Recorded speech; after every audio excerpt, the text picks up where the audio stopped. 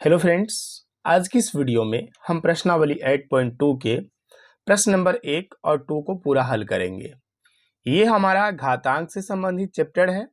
अगर आप घातांक को सीखना चाहते हैं बिल्कुल बेसिक से यानी कि जीरो लेवल से, तो आप वीडियो को अंत तक देखिए और आपका पूरा कंसेप्ट क्लियर हो जाएगा। ठीक है, तो प्रश्न नंबर 1 में टोटल 9 प्रश्न है और प्रश्न नंबर 2 में 3 प्रश्न है। इन सभी प्रश्नों को हम लोग इस वीडियो के द्वारा हल करेंगे। तो चलिए वीडियो को स्टार्ट करते हैं। तो यहाँ पर देखिए, हमने सभी प्रश्नों को एक पेज में उतार लिया है। अब हम सभी प्रश्नों को बारी बारी से इनका बेसिक रूल क्या होता है और घातांक का नियम जो जिस रूल पर इसे हम सॉल्व करेंगे वो भी सीखेंगे। तो हम यहाँ पर आपको सबसे पहले जो घातांक का पहला नियम कहता है वो बताते हैं।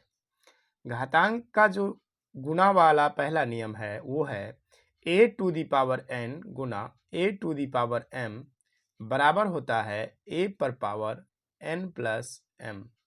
मतलब ये हुआ कि अगर दोनों जगह बेस समान रहता है, मतलब यहाँ a है और यहाँ भी a है, बीच में गुना का निशान है। जैसे कोई नंबर ले लें हम, जैसे मान लीजिए a की जगह पर 5 रख लें और n की जगह पर 2 रख लें अपने मन से, गुना फिर यहाँ 5, क्योंकि a रखना है, जो यहाँ था वही यहाँ पर भी रहेगा, और यहाँ 3 रख दें। इसका मतलब हुआ कि जो दोनों जगह था वो एक बार यहाँ आ गया 5, और ये जो यहाँ पर n था और यहाँ पर m था, तो ये 2 और 3 जुट गया। ठीक है, ये mn बन गया, ये बन गया 5, 2 प्लस 3 बराबर 5 पर पावर 5। ठीक है ना, पहला रूल यही होता है। दूसरा रूल होता है कि a to the power n divide by a to the power m, मतलब a पर पावर n डिवाइड है a पर पावर m के।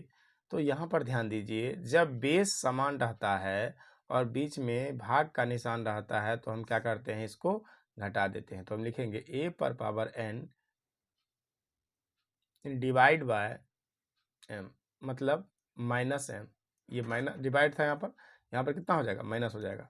यानी कि यहाँ पर माइनस होगा कब, जब यहाँ डिवाइड का निशान रहेगा। ठीक है ना, यहाँ डिवाइड लिख दिए थे हम, यहाँ पर क्या होगा, माइनस होगा। यानी कि अगर हम a मान ले 4 और इस पर मान ले पावर 3, फिर डिवाइड है यहाँ पर, फिर a यहाँ मान ले 4 और डिवाइड यहाँ पर पावर मान ले 3 2, तो ये क्या बनेगा, 4 पर पावर 3 माइनस 2, यानी कि 4 पर पावर 2। इस तरीके से हम इन दोनों रूल को समझ सकते हैं। और भी रूल हैं, उनको हम जैसे ही आगे सवाल हमारा आएगा उसको हम सॉल्व करते जाएंगे। ठीक है ना, जिस सवाल में जो रूल लगेगा वो हम आपको बताते चलेंगे।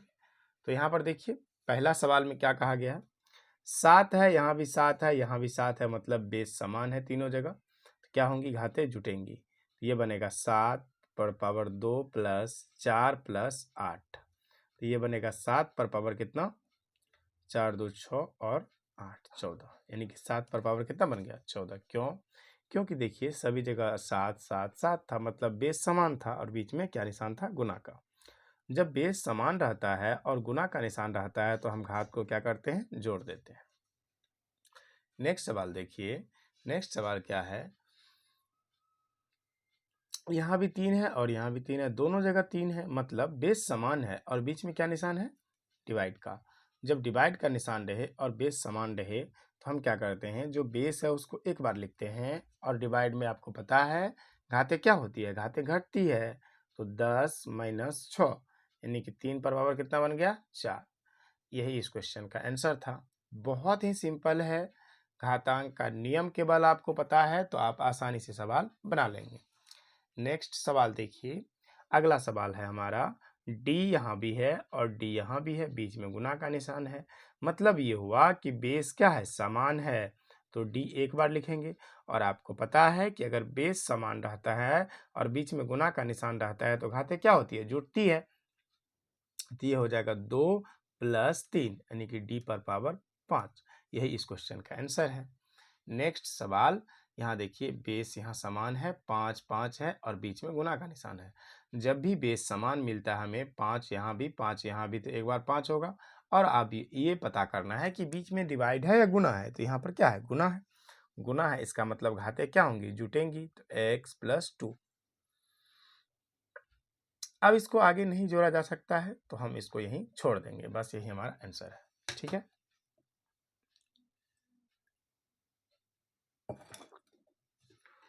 आगे बढ़ेंगे हम। अगला सवाल, सवाल नंबर 5। इसमें क्या कहा गया, देखिए यहाँ पर एक नया रूल और लगेगा, ध्यान समझिएगा। रूल क्या है कि अगर कहीं पर लिखा हुआ है a⁴n और इस पर पावर है m, इसका मतलब हुआ कि पावर के ऊपर पावर, समझ में आ गया।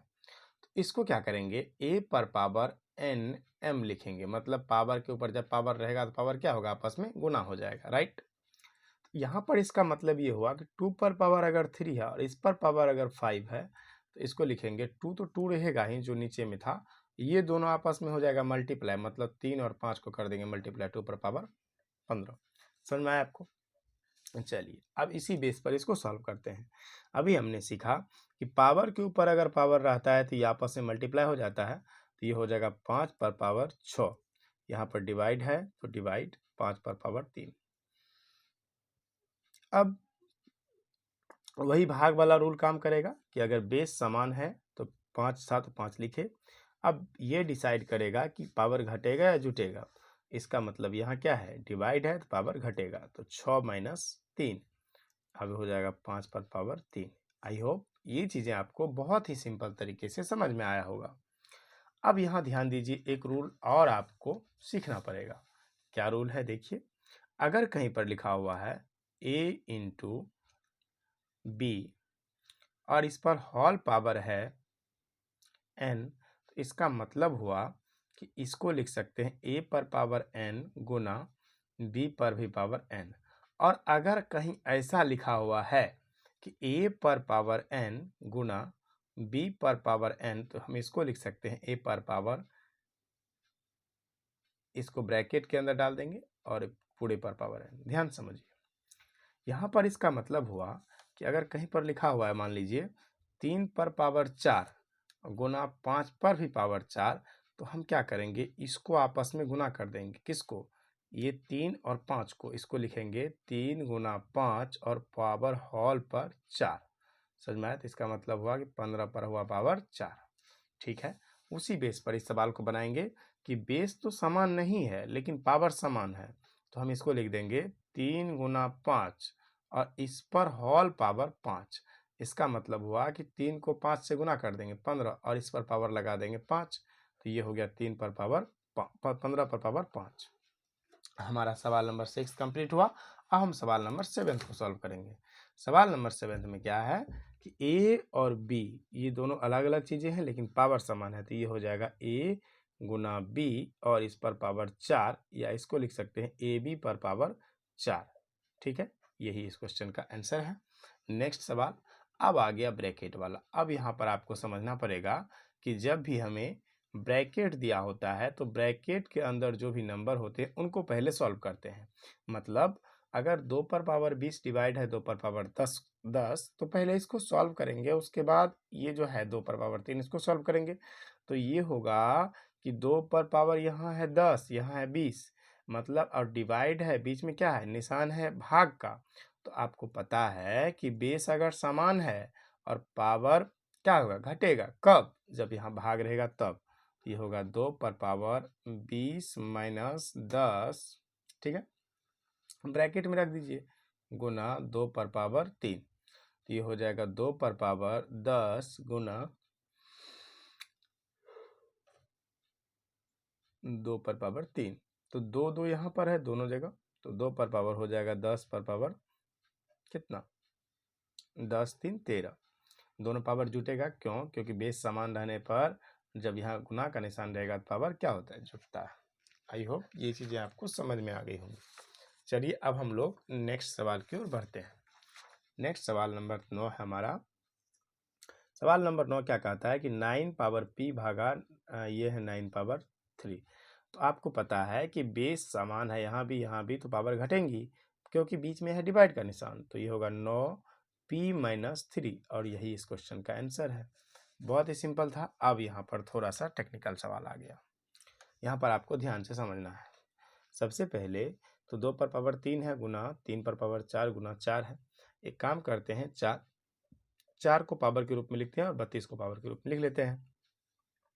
इसको लिखेंगे 2 पर पावर 3 गुना 3 पर पावर 4 गुना 2 पर पावर 2 बटे में 3 पर पावर 2 गुना, अब देखिए 32 को लिख सकते हैं 2 पर पावर कितना, 2 पर पावर 32 को गुणनखंड करना पड़ेगा क्या।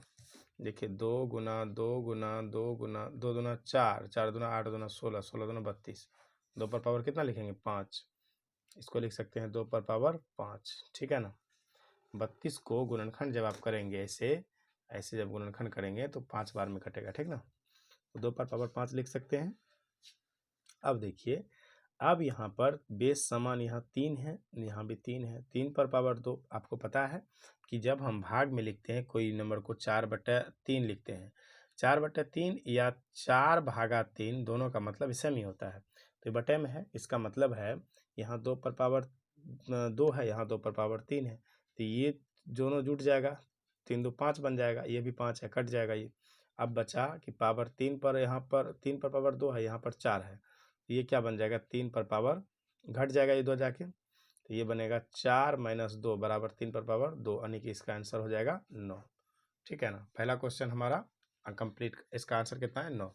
दूसरा क्वेश्चन में देखिए, इसमें जो ब्रैकेट दिया गया है इनको भी हम बहुत सिंपल तरीके से सॉल्व कर सकते हैं। कैसे, इनको पहले सॉल्व करेंगे, इसको बाद में सॉल्व करेंगे। तो पावर पे पावर हमने अभी तुरंत सीखा था इससे पहले के सवाल में कि अगर पावर के ऊपर पावर रहता है तो हम इसको आपस में मल्टीप्लाई करते हैं। मतलब 5 के ऊपर पावर 3 है और इस पर होल पावर 2 है, तो इसको मल्टीप्लाई करेंगे। इसको लिखेंगे 5 के ऊपर पावर 6 गुना 5 के ऊपर पावर 3, बड़ी ब्रैकेट में बंद करेंगे और यहाँ डिवाइड का निशान था तो डिवाइड देंगे, फिर 5 की पावर 6, 5 यहाँ भी है 5 यहाँ भी है, तो 5 पे पावर कितना हो जाएगा, दोनों जुटेगा, 6 और 3 हो जाएगा 9, डिवाइड है तो डिवाइड 5 के पावर ऊपर 6, 5 यहाँ भी है 5 यहाँ भी है, दोनों जगह 5 है, ठीक है ना, 5 दोनों जगह है। तो अब इसका मतलब है कि पावर घटेगा क्योंकि यहाँ डिवाइड का निशान है, तो इसको घटा देंगे, 5 पर पावर 9 - 6, 5 की पावर 3, यही इस क्वेश्चन का आंसर आ गया, राइट। अगला क्वेश्चन, 25 पर पावर 5 डिवाइड है 5 पर पावर 4। अब यहाँ पर फिर से क्या करना पड़ेगा, बेस को समान करना पड़ेगा। तो 25 को हम लिख सकते हैं ये 5 का स्क्वायर, क्या लिख सकते हैं, इसको लिख सकते हैं हम 5 का स्क्वायर, और इस पर होल पावर कितना था 5, डिवाइड है 5 के पावर 4, ठीक है ना। तो इसको पावर के ऊपर जब पावर आए तो गुना हो जाएगा, तो 5 के पावर 10 डिवाइड बाय 5 के पावर 4, ठीक है ना, 5 के पावर 4, बेस समान हो गया। अब हो जाएगा 5 पर पावर 10 - 4, यानी कि 5 पर पावर कितना हो जाएगा 6, यही इस क्वेश्चन का आंसर आ गया। आई होप यहाँ तक अगर आप वीडियो देख रहे हैं तो निश्चित रूप से आपको सभी बातें समझ में आ गई होंगी। अब हम मिलते हैं एक नए वीडियो में एक नए टॉपिक के साथ, तब तक के लिए धन्यवाद।